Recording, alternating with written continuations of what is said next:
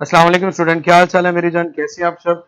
तो मेरे बेटे, जैसे कि आज आप लोगों को पता है कि हमने आज न्यू टॉपिक स्टार्ट करने हैं, नया चैप्टर स्टार्ट करना। बड़ा मजेदार चैप्टर है और बहुत इंटरेस्टिंग भी है।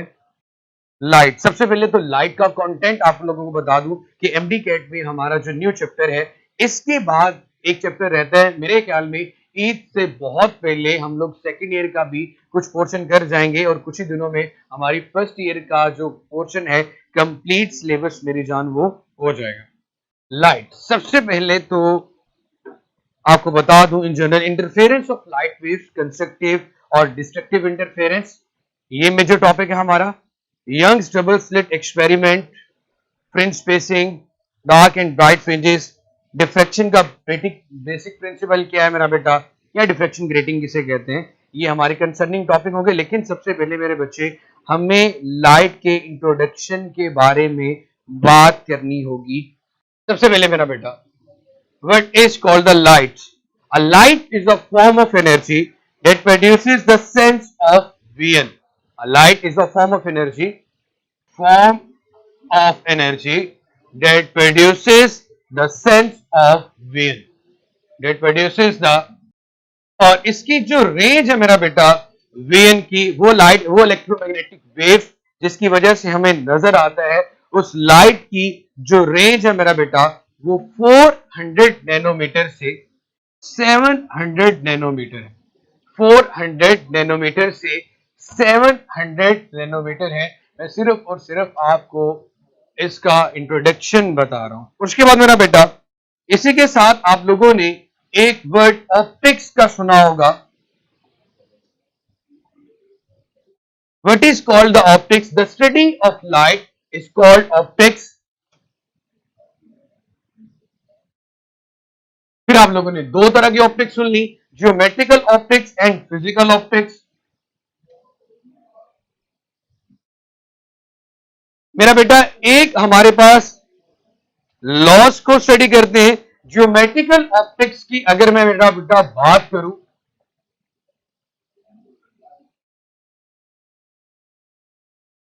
दो तरह की ऑप्टिक्स मेरा बेटा, geometrical optics and the second one is physical optics.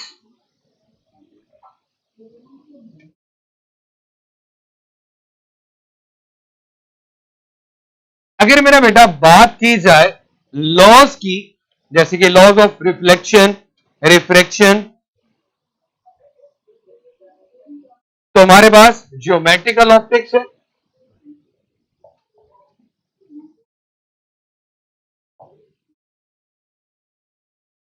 Laws of reflection और द लॉज ऑफ रिफ्रैक्शन।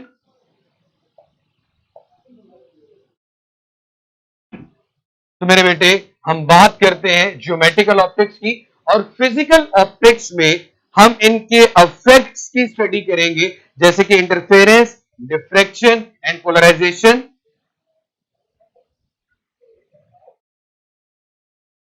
ये तो ऑन करके लाइव है। Interference, diffraction and polarisation.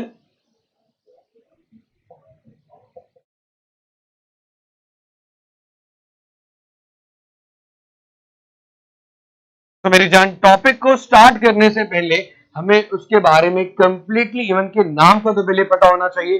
So electromagnetic waves में वो रेंज जो कि 400 से 700 नैनोमीटर है, is a form of energy that produces the sense of vision. हमने लाइट को डिफाइन कर लिया। उसके बाद मेरा बेटा, हमारे पास आगे optics, the study of light is called the optics. अब ऑप्टिक्स में फर्दर हमारे पास दो ब्रांचेस, दो पोर्शन में डिवाइड करते हैं। एक को नाम मेरा बेटा देते हैं जियोमेट्रिकल ऑप्टिक्स, और दूसरा हमारे पास होता है मेरा बेटा फिजिकल ऑप्टिक्स। अगर हम बात करते हैं लॉस ऑफ रिफ्लेक्शन की और रिफ्रैक्शन की,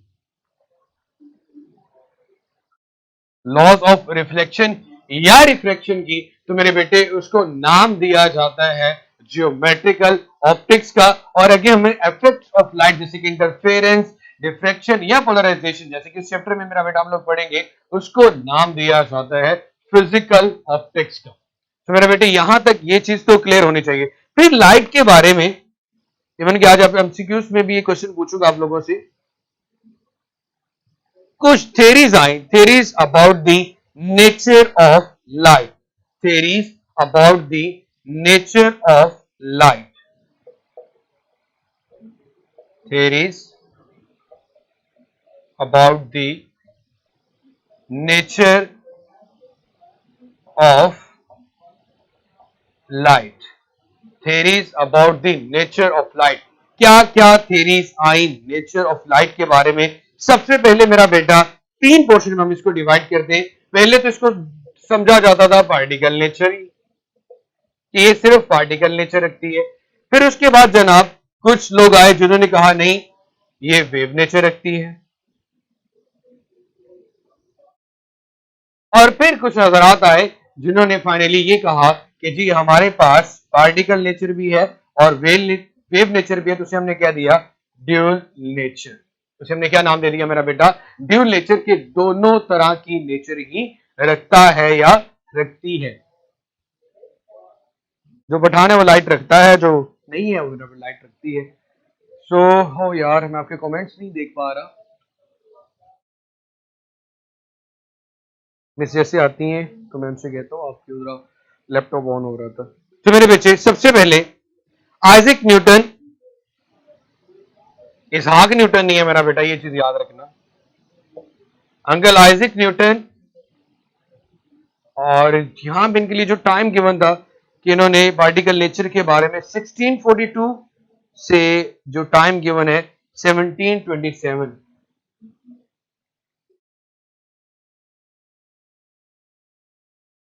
सेकेंड वन जनाब आपके पास है, इन्होंने कहा light acts as a stream of particles. Light acts as stream of particles. उन्होंने कहा स्ट्रीम ऑफ पार्टिकल्स हमारे पास लाइट होती है. Formula C = F lambda. उसके बाद जनाब मैं 2 यहां पे लिख देता हूं ताकि जगह कम थी, आपके लिए स्क्रीनशॉट लेना आसान हो. सेकंड पॉइंट में मेरा बेटा हम बात करते हैं वेव नेचर की. तो हाइजेंस वो साइंटिस्ट ने जिन्होंने आइडिया दिया था. ये फर्क याद रखना, आइडिया देना और प्रूव करना दोनों में फर्क था. आइडिया देने वाले में और प्रूव करने वाले दोनों बंदों में फर्क था. हमारे पास वेव नेचर के बारे में जिस साइंटिस्ट ने आइडिया दिया था वो हमारे पास हाइजेंस है, क्रिश्चियन हाइजेंस. हाइजन ना कह देना मेरा पुत्र, सॉरी इसका टाइम गलत लिख दिया गया. ये हमारे पास आता है 1600 समथिंग में, 1629 से 1695 तक. उसके बाद मेरा बेटा इस वेव नेचर को, light behave as a wave, इस वेव नेचर को प्रूव किया था यंग्स डबल स्लिट एक्सपेरिमेंट के अंदर. यंग्स ने इसको प्रूव किया था. जी जनाब, हाइजन प्रिंसिपल है. दूसरा मेरा बेटा light behave as a wave, इसको प्रूव किया यंग ने. लाइट बिहेव्स एज वेव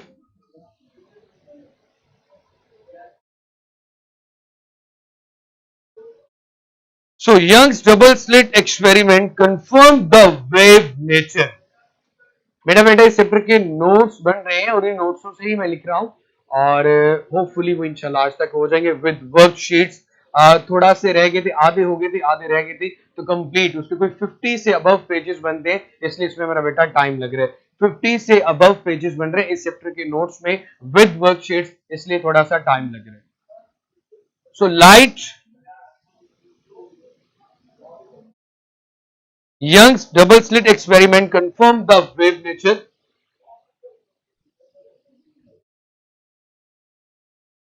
मेरा बेटा ये भी ऐसे ही होंगे, जो चीजें मैं यहां पे लिख रहा हूं ईच एंड एवरीथिंग आपको नोट्स में भी मिलेगी. Young's double slit experiment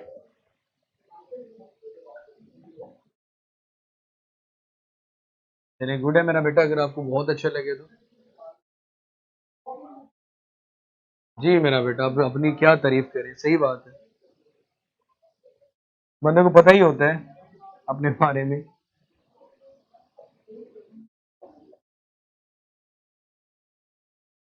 confirm the wave nature. उसके बाद मेरा बेटा इसमें एक फार्मूला यूज किया जाता है सी, स्पीड ऑफ लाइट कैलकुलेट करने के लिए।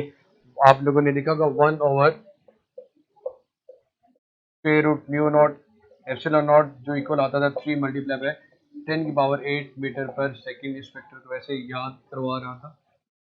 सो जी हाफ सेंचुरी से आई थिंक 56 पेजेस है, तो उसमें जाहिर सी बात है यार थोड़ा कंपोजिंग में टाइम लगता है, लेकिन डोंट वरी, वो इंशाल्लाह ऐसे होंगे कि आपको दूर दूर तक लाइट के बारे में किसी किस्म का कोई इशू नहीं रहेगा, जैसे वेव के बारे में नहीं रहेगा। ड्यूल नेचर के बारे में अब बात करते हैं। यहां तक मेरे बेटे अगर आप लोगों ने इसको नोट डाउन कर लिया है तो मुझे बता दें। ड्यूल नेचर,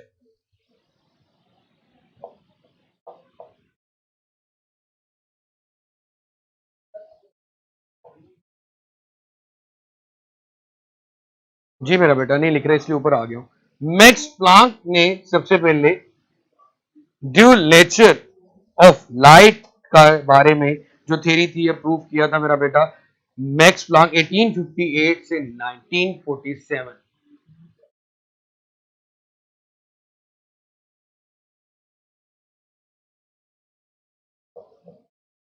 सबसे पहला पॉइंट, मैक्स प्लांक ने dual nature wave and particle for light.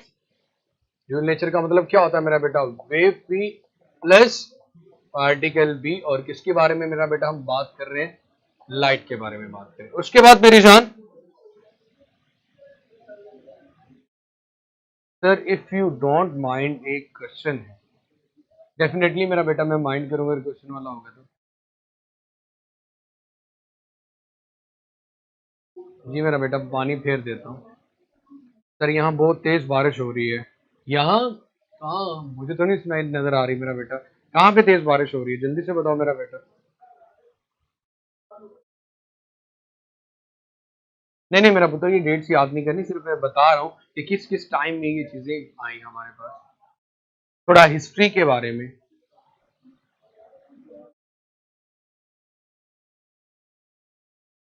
हमारे पास ड्यूल नेचर में black body radiation confirm the particle nature. Black body radiation के एक्सपेरिमेंट ने, मेरा बेटा मुझे इसके बारे में नहीं पता। Black body radiation confirm the particle nature.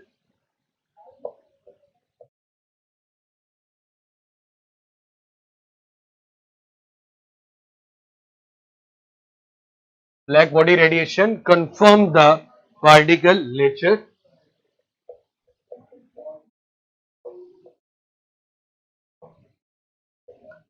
उसके बाद मेरी जान हमारे पास आगे light propagates as wave and interact as particle.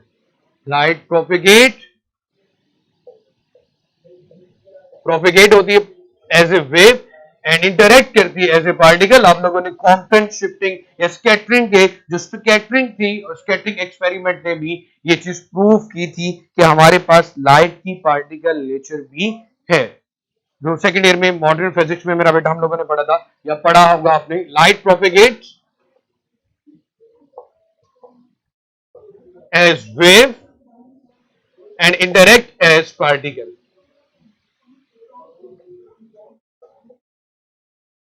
ये जनाब हमारे पास ड्यूल नेचर के बारे में आ गया। ड्यूल नेचर में हम लोगों ने, सॉरी साइंटिस्ट का नाम मैंने नहीं लिखा, मैक्स प्लांक, अंकल जी का नाम तो लिख रहे। सबसे पहले आइजैक न्यूटन, हमारे पास वेव ने पार्टिकल नेचर वाले, फिर हाइजेंस और यंग ने वेव नेचर की बात की, और मैक्स प्लांक आ गए जिन्होंने हमें ड्यूल नेचर के बारे में बता दिया। क्या बात है, मैंने क्या बात की, और वो कह रही क्या बात है, क्या कमाल की बात कर दी है, गोल्डन अल्फाज कह दिए तुमने, सुनहरी अल्फाज।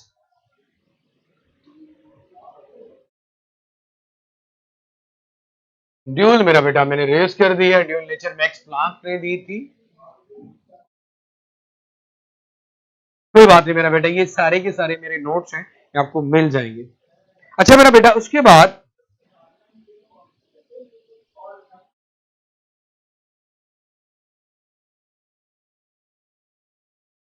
एक क्वेश्चन मेरा बेटा बड़ा मजेदार एक क्वेश्चन है यार, वो पूछना चाहूंगा आप लोगों से, और इवन के अब आप लोगों को जो है टेस्ट में भी दिया गया, उसके बारे में जरा देख लें। मुझे क्या पता था मेरा बेटा, कोई मसला नहीं, परेशान होने वाली बात नहीं है, ये सारी चीजें नोट्स की फॉर्म में बिट्टू बिल्कुल लिखी हुई है। A red flower, a red flower, सुर्ख रंग का फूल, a red flower kept in green light, a red flower kept in green light, एक सुर्ख रंग के फूल को ग्रीन लाइट में रखा गया है, appears to be, वो हमें कैसा नजर आएगा? ये आपके टेस्ट में भी एमसीक्यूज है, इनके टेस्ट, एक मिनट यार,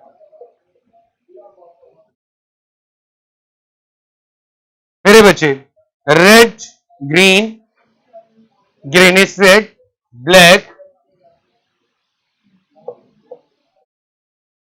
मेरा बेटा मेरे ख्याल में कल मैंने कुछ और नहीं करवाया, एमसीक्यूज ही करवाए हैं श्रीका बेटे, देख लो यार, फिर तुम कहते हो रेड, ग्रीन,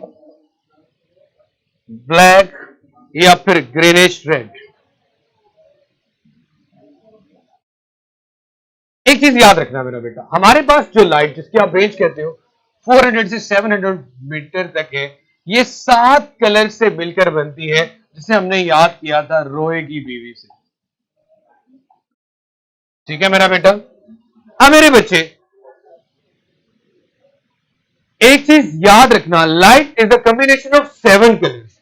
जब ये व्हाइट लाइट किसी ऑब्जेक्ट पर पड़ती है तो वो कलर अपने कलर के अलावा इसमें से बाकी सारे कलर को एब्जॉर्ब कर लेता है। मैं बात कर रहा हूं मेरी जान व्हाइट लाइट की। जब ये व्हाइट लाइट अगर किसी के पिंक दुपट्टे पे पड़ रही है, पिंक शर्ट पे पड़ रही है, तो भाई या कुछ भी, या ब्रेड की बात कर ले, तो भाई होगा क्या कि ये व्हाइट लाइट जो वो पिंक दुपट्टा होगा वो सारे कलर को एक्सेप्ट अपने कलर के अलावा, एक्सेप्ट अपने कलर के अलावा, एक्सेप्ट अपने कलर के अलावा, एक्सेप्ट अपने कलर के अलावा, एक्सेप्ट अपने कलर के अलावा बाकी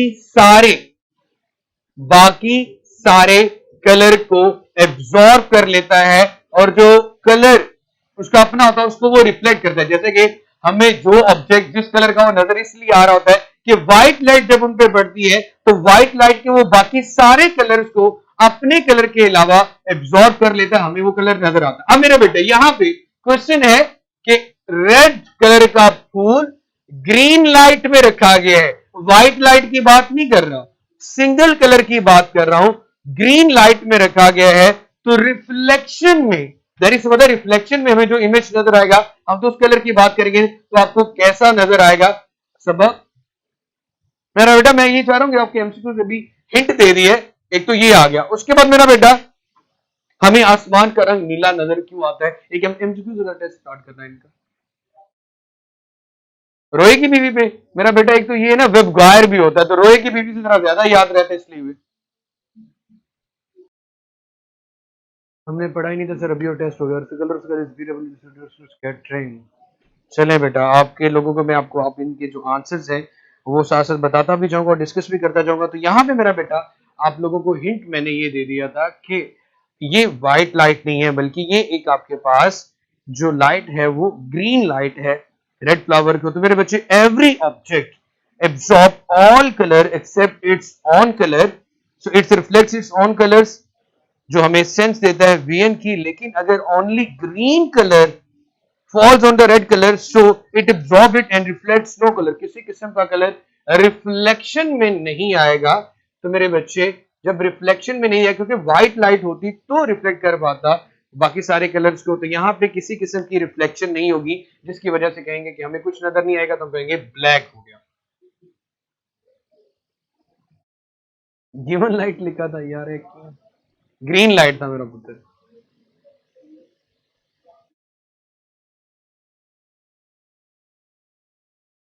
ओके, उसके बाद the twinkling of stars, twinkling, तारों का जगमगाना, ट्विंकलिंग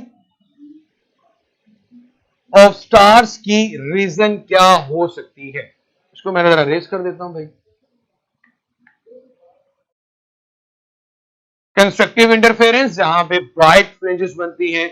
डिस्ट्रक्टिव इंटरफेरेंस मेरे बेटे रमेश, क्योंकि हमारे पास सर ग्रीन क्यों नहीं, ग्रीन की मेरा बेटा ये रीजन है कि हमने कहा कि व्हाइट लाइट जब किसी ऑब्जेक्ट पे फॉल करती है तो वो ऑब्जेक्ट उसमें से अपने कलर के अलावा बाकी सारे कलर को एब्जॉर्ब कर लेता है। लेकिन यहां पे सिर्फ और सिर्फ हमारे पास व्हाइट लाइट नहीं है, बल्कि एक सिंगल कलर है, only green colour falls on red flower, so it absorb it and reflects no colour, so no colour comes to it, means it seems to be dark, हमें अंधेरा नजर आएगा। मेरा बेटा कोई मसला ही नहीं है, तो साथ साथ मैंने इसलिए बताया था ताकि आपको अंदाजा हो जाए कि हमने करना क्या। ट्विंकलिंग ऑफ स्टार्स, इसकी रीजन क्या हो सकती है? तो बड़े अच्छे से मेरा बेटा आप लोगों ने बता दिया। Non uniform density of interference, आप ये भी कह सकते हो इसकी एक्चुअली जो रीजन होती है मेरा बेटा, एटमॉस्फेयर की जो डेंसिटी है, एटमॉस्फेयर की जो डेंसिटी वो डिफरेंट होने की वजह से सम टाइम लाइट को वो ब्लॉक कर लेता है और सम टाइम लाइट को वो आने देता है। तो मेरा बेटा जिसकी वजह से आप कहते हो कि हमें महसूस होती है तारों का जगमगाना, जिसे हम ट्विंकलिंग ऑफ स्टार्स का नाम देते हैं। मेरा बेटा ये जो हम बात करें रेड कलर का फ्लावर है, मतलब रिफ्लेक्ट करेगा, बाकी तो 6 कलर एब्जॉर्ब करेगा ना। मेरे बच्चे हसन, हम लोगों ने इसकी एक्सप्लेनेशन में ये कहा कि अगर व्हाइट लाइट फॉल करे तो white light is the combination of 7 colour, जब फॉल करती है तो जिस कलर पे फॉल करेगी वो कलर अपने अलावा बाकी सारे कलर को एब्जॉर्ब कर लेगा। लेकिन इस केस में व्हाइट लाइट नहीं, आप एक ही कॉन्सेप्ट, सिंगल कलर की लाइट है जिसकी वजह से रिफ्लेक्शन नहीं होगी। वीडियो बाद में और आवाज पहले आ रही है, इसको रिफ्रेश करके एक दफा देख ले।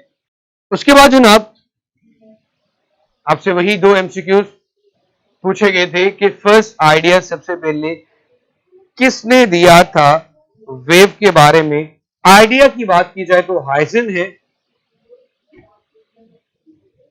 समझ आ मेरा बेटा, वही तो बात है कि जब आपके पास व्हाइट लाइट नहीं है तो व्हाइट लाइट नहीं है तो वहां पे रिफ्लेक्शन कैसे होगी? रेड करेक्ट आंसर है यार, रेड नहीं मेरा पुत्र।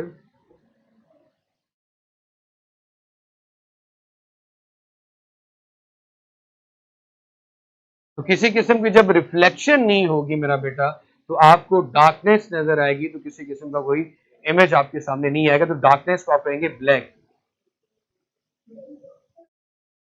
सो यहाँ पे एक बड़ा मजेदार कॉन्सेप्ट जो कि बहुत से लोग, आई डोंट थिंक सो कि उसमें आप लोग कंफ्यूज होते हो या नहीं होते, लेकिन बहुत से लोग हो जाते हैं, जिसको हम नाम देते हैं जी twinkling of star. Total internal reflection के थ्रू पड़ा हुआ था। ट्विंकलिंग ऑफ स्टार्स में नॉन यूनिफॉर्म, एक्चुअल जो रीजन होती है मेरा बेटा, atmosphere is a mixture of gases, इसकी नॉन यूनिफॉर्म डेंसिटी की वजह से आप कह सकते हो कि मेरा बेटा यहाँ पे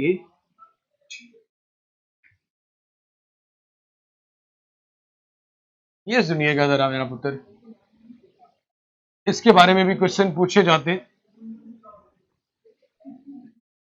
वेव फ्रंट, जी मेरा बेटा, जो कलर एब्जॉर्ब होगा वो एब्जॉर्ब हो गया, आपको वो कलर नजर आता है जो रिफ्लेक्ट हो। हमें आंखों से कब नजर आता है? रिफ्लेक्शन ऑफ लाइट की वजह से।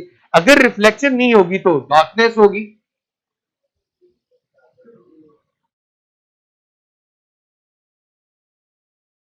मेरा बेटा बहुत आसान सा क्वेश्चन था जिसमें आप लोग इतना कंफ्यूज हो गए। ये देख लो, इस तरह के एमसीक्यूज आते हैं। अब मेरे साथ हम बात करते हैं वेव फ्रंट की। सबसे पहले बहुत आसान से इसकी डेफिनेशन लिखी होती है, अ surface on which all the points have same phase of vibration. A surface on which all the points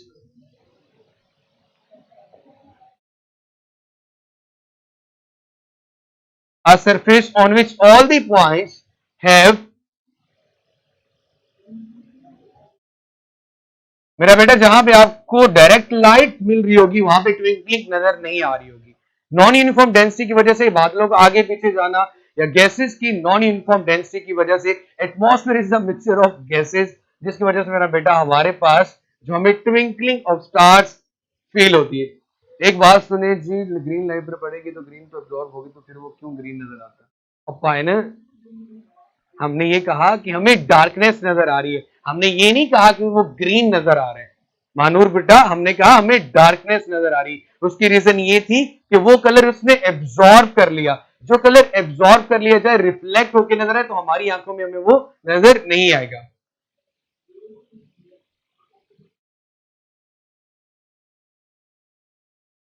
सही है।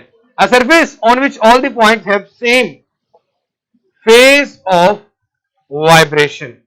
इस बात का मतलब क्या बनता है? बहुत से आसान से अल्फाज में पहले वेवफ्रंट को, कि अगर एक पानी का तालाब है, खड़ा हुआ पानी मौजूद है, उसमें आप उसमें पत्थर फेंकते हो तो आप देखोगे इस तरह रिपल्स प्रोड्यूस होते हैं।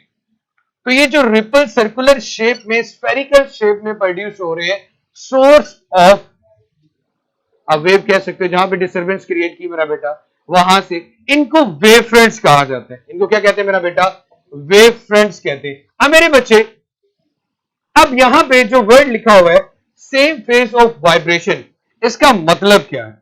देखो भाई, बहुत आसान से अल्फाज में और बहुत सिंपल लॉजिक यहां पे दो फेज का मतलब बड़े आपको अच्छे से पता। अगर क्रस्ट क्रस्ट के साथ हो तो सेम फेज है, क्रस्ट रफ के साथ हो तो आउट ऑफ द फेज की बात करते हैं। तो जरा ये देखिए मेरे पास, मेरा बेटा, हमारे पास सूरज की बात करते हैं, सन। तो सन से लाइट हर डायरेक्शन में जा रही है।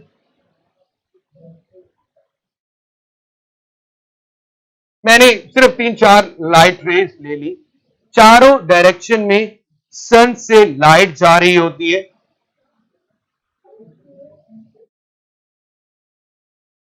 हम क्या करते हैं?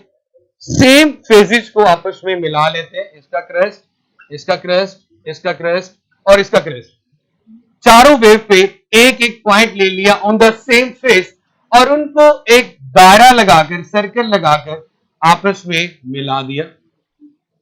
तो जनाब ये इमेजिनरी सरफेस जहां पे सारे पॉइंट्स सेम फेस रख रहे हैं, सेम एंगल पे है, तो उन्हें हम नाम देते हैं मेरा बेटा वेव फ्रंट का। लाइट हर डायरेक्शन में फैलती है। मैंने कोई सी 4 रेस लेके उनके वो पॉइंट जो कि सेम फेस में थे उनको मिला दिया, तो यहां पे इस imaginary surface on which all the points have the same phase of vibration is called the wave front. जी मेरा बेटा, अब ये क्लियर हो गया?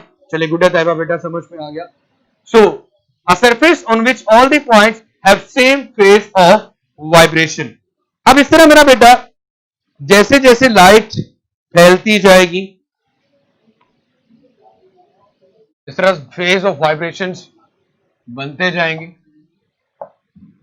इन्हें हम नाम दे देंगे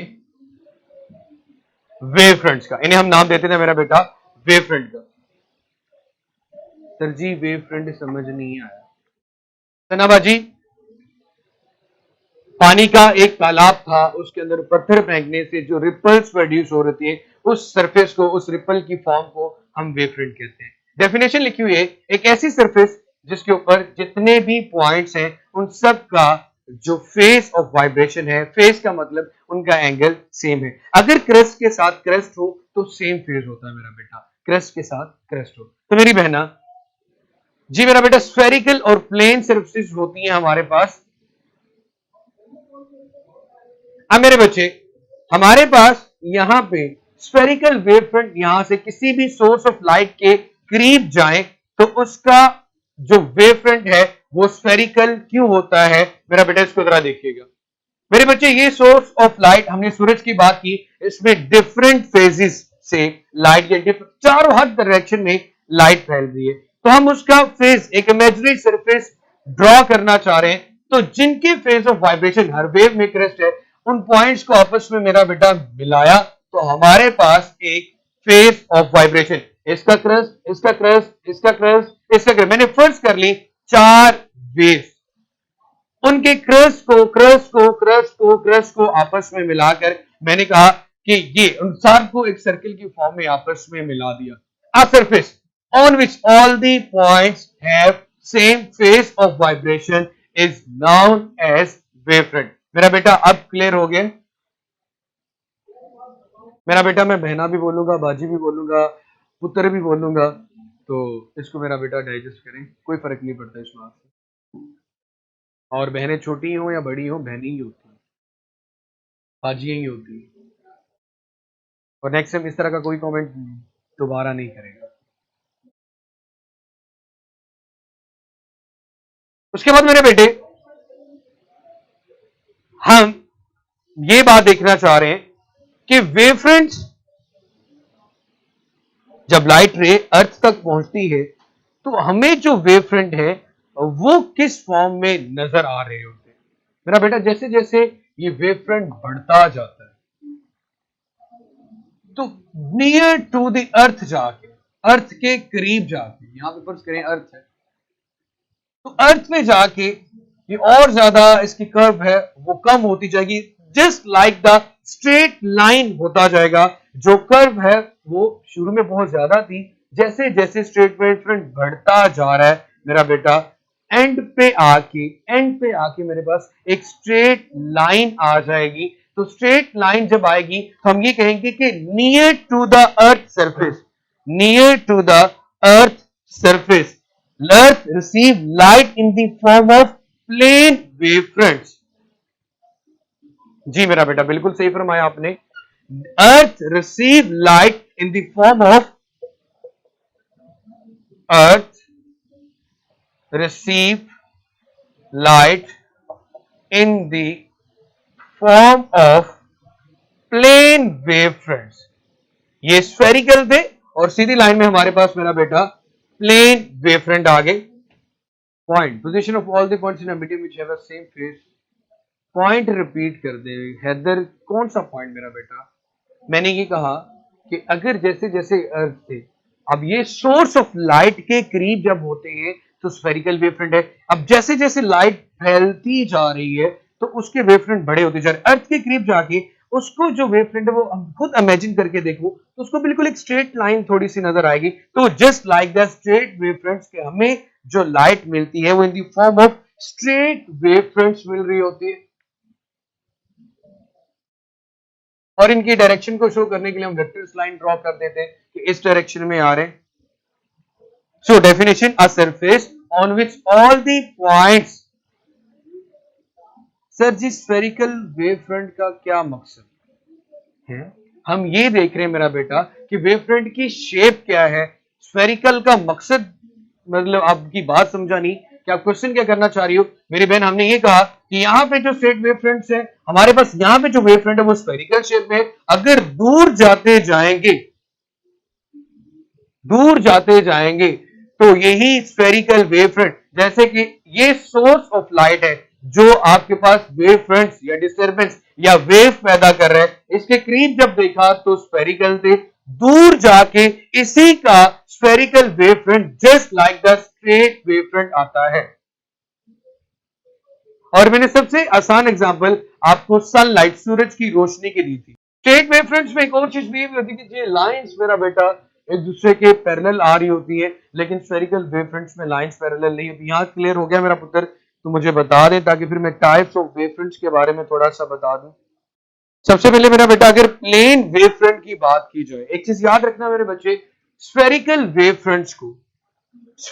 वेवफ्रंट को मेरा बेटा प्लेन वेवफ्रंट में भी कंसीडर कर सकते हैं। जैसे कि अगर कन्वेक्स लेंस का यूज किया जाए तो आपने देखा होगा डिफरेंट डायरेक्शन में आने वाली रेज को कन्वेक्स लेंस के इस्तेमाल से पैरेलल किया जा सकता है। तो इसका मतलब है हम स्फेरिकल वेव फ्रंट की अगर लाइन देखूंगा मेरा बेटा तो यही बनेगी ना रेज ऑफ लाइट, ये रेज ऑफ लाइट बनेगी। ये स्फेरिकल वेव फ्रंट की लाइन है डिफरेंट डायरेक्शन में, तो स्फेरिकल वेव फ्रंट की लाइन को पैरेलल सीधा किया जा सकता है प्लेन वेव फ्रंट की शेप में। किसका इस्तेमाल करके? By the use of convex lens, by the use of convex lens. इस पॉइंट की मेरा बेटा जरा ध्यान से सुनना, कन्वेक्स लेंस के इस्तेमाल से, कन्वेक्स लेंस के इस्तेमाल से हम मेरा बेटा स्फेरिकल वेवफ्रंट को प्लेन वेवफ्रंट में तब्दील कर सकते हैं। उसके बाद मेरा बेटा स्फेरिकल वेवफ्रंट हमेशा नियर द सोर्स होता है। ये पॉइंट याद रखिएगा, इससे रेलेवेंट एमसीक्यू भी आएंगे। स्फेरिकल वेवफ्रंट कहां पे होते हैं मेरा बेटा? Near the source. हमारे पास स्फेरिकल वेवफ्रंट्स होते हैं, दूर आते जाएंगे तो मेरा बेटा हमारे पास जो ये प्लेन में कन्वर्ट होता जाएगा। अब एक और इंपॉर्टेंट पॉइंट, अब एक और छोटा सा इंपॉर्टेंट पॉइंट ये है, the distance between two consecutive wavefront is lambda. वैसे सिंपली एक वेव को शो कर रहा है, तो एक दो कंसेक्टिव वेवफ्रंट्स के दरमियान, दो कंसेक्टिव वेवफ्रंट्स के दरमियान, दो कंसेक्टिव वेवफ्रंट्स के दरमियान जो डिस्टेंस होता है मेरा बेटा, उसको हम वेवलेंथ कहते हैं। उसको हम मेरा बेटा वेवलेंथ कहते हैं। दो कंसेक्टिव वेवफ्रंट के दरमियान जो डिस्टेंस होता है उसको मेरा बेटा हम वेवलेंथ का नाम देते हैं। Near a source we always have dash wavefront, while at infinity we always have dash wavefronts respectively. So near the source कौन से वेवफ्रंट्स होते हैं मेरा बेटा? आप मुझे दोबारा से कमेंट्स में बता सकते हैं। लाइट के बारे में आज हमने पढ़ा मेरा बेटा, लाइट के इंट्रोडक्शन के बारे में पढ़ा। किन साइंटिस्ट ने पार्टिकल, वेव और ड्यूल नेचर के बारे में बताया। उसके बाद मेरे बच्चे हम लोगों ने कहा कि आपके पास what is called the wavefront, near plane wavefronts किन्हें कहते हैं, स्ट्रेट वेवफ्रंट्स किसे कहते हैं, सिंगिंग फेस ऑफ वाइब्रेशन का मतलब क्या है। उसके बाद उसके अलावा मेरा बेटा एक लास्ट पॉइंट, स्फेरिकल वेवफ्रंट्स में लाइट रेस, स्फेरिकल वेवफ्रंट की मेरा बेटा मैं बात करूं, इसको मैं रेस करने जा रहा हूं। इन स्फेरिकल वेवफ्रंट्स जैसे कि ये यहां से रेस निकल रही है, ऐसे ऐसे ऐसे, अगर रेस को इन जनरल ड्रॉ करूं तो मेरा बेटा स्फेरिकल में rays of light are not parallel. अगर बात की जाए मेरा बेटा स्फेरिकल की, और अगर हम मेरा बेटा बात करते हैं, और ये बेटा कौन सा सीन समझना है आपने सन वाला, मैं दोबारा से समझा देता हूं। उसके बाद अगर स्ट्रेट वेवफ्रंट्स की बात करें तो स्ट्रेट वेवफ्रंट्स में बेटा लाइट रेज सारी पैरेलल होती है।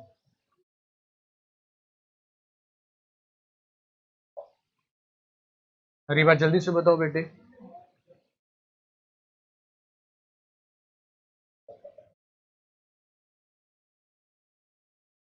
सर पैरेलल वाला मेरा बेटा स्ट्रेट वेवफ्रंट, सीधे ये सीधी लाइनें ये सारी पैरेलल होती है, आमना। उसके बाद मेरा बेटा आप जैसे जैसे ये देखो यहाँ पे लाइट सर्कुलर फॉर्म है, ये सर्कल बड़ा करते जाएं तो अर्थ यहाँ पे है, उसके मुकाबले में जब उसके सामने एक सीधी सी लाइन आएगी उसको स्फेरिकल नहीं बल्कि स्ट्रेट लाइन मिल रही है ना। ये आपके पास हमने कहा कि सूरज साहब हैं, सूरज से हर तरफ फॉर्म में लाइट रेज जा रही हैं। मैंने कोई सी चार रेज चारों डायरेक्शन में बना ली। हमने वेवफ्रंट को डिफाइन करना था। वेवफ्रंट की डेफिनेशन है अ सरफेस, एक ऐसी सरफेस जिसके ऊपर सारे पॉइंट्स सेम फेज, सारी rays same phase of vibration रखती हो, जी बनेगा मेरा बेटा स्फेरिकल वेवफ्रंट ही बनेगा। अब खुद देख लो कौन से सोर्स की बात करोगे, ड्रॉप किया आपने पत्थर तब भी स्फेरिकल वेवफ्रंट बन रहे। हाँ, स्फेरिकल को हम प्लेन में कन्वर्ट कर सकते हैं। जी मेरा बेटा, ये देखिए मेरे बच्चे, ये पॉइंट क्रस्ट ले लिया, यहां से क्रस्ट ले लिया, यहां से क्रस्ट ले लिया, यहां से। अब वो पॉइंट जिनका फेज ऑफ वाइब्रेशन सेम है उनको आपस में मिलाने से जो सर्कुलर फॉर्म में आपके पास एक इमेजिनरी सरफेस बन रही है उसको वेवफ्रंट कहते हैं। हमने ये कहा मेरा बेटा, अब देखो जैसे जैसे दूर होते जाएंगे वेवफ्रंट बढ़ते जाएंगे। अब सूरज यहां पे है और अर्थ यहां पे है इसके मुकाबले में। अब अर्थ के सामने देखो इतना सा पोर्शन आ रहा है, ये पोर्शन क्या स्फेरिकल है या स्ट्रेट है? ये पोर्शन स्फेरिकल है या स्ट्रेट है? तो मेरा पुत्र ये पोर्शन आपके पास स्ट्रेट आ रहा है। जब ये पोर्शन स्ट्रेट आ रहा है तो इस बात का मतलब भाईजान क्या बनता है कि नियर टू द अर्थ या सोर्स से जब अवे जाओगे तो वेव फ्रंट आपके पास स्ट्रेट आएगा। चलिए गुड है मेरा बेटा।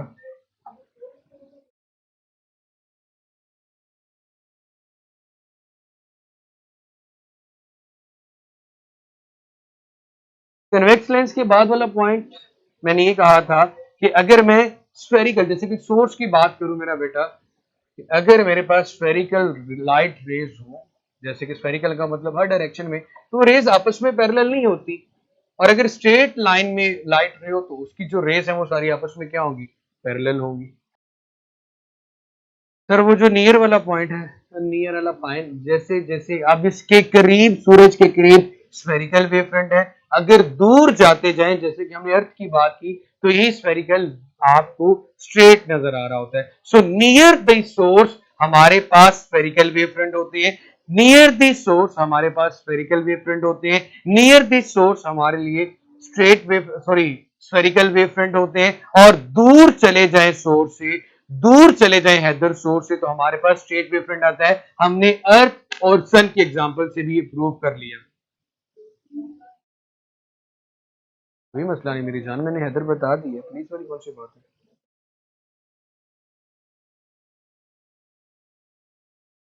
हाँ जी मुसलमानों, यहां तक मेरा बेटा क्लियर है? हाँ जी। वेवलेंथ हमारे पास एक वेव फ्रंट से दूसरे वेव फ्रंट, एक वेव फ्रंट से दूसरे वेव फ्रंट का जो डिस्टेंस है वो लैम्डा के इक्वल होता है।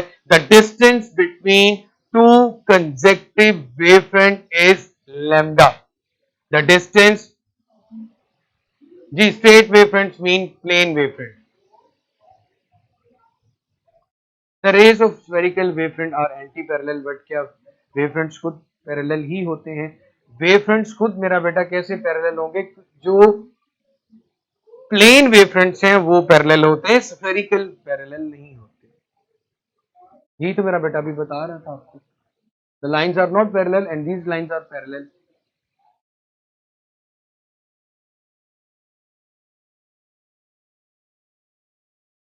आगे मेरा बेटा इसके बारे में फर्दर जो हमारे ये जो वेव फ्रंट से यूज होंगे यंग्स डबल स्लिट एक्सपेरिमेंट में, तो उसके अंदर मजीद इसकी एक्सप्लेनेशन के बारे में बात होगी।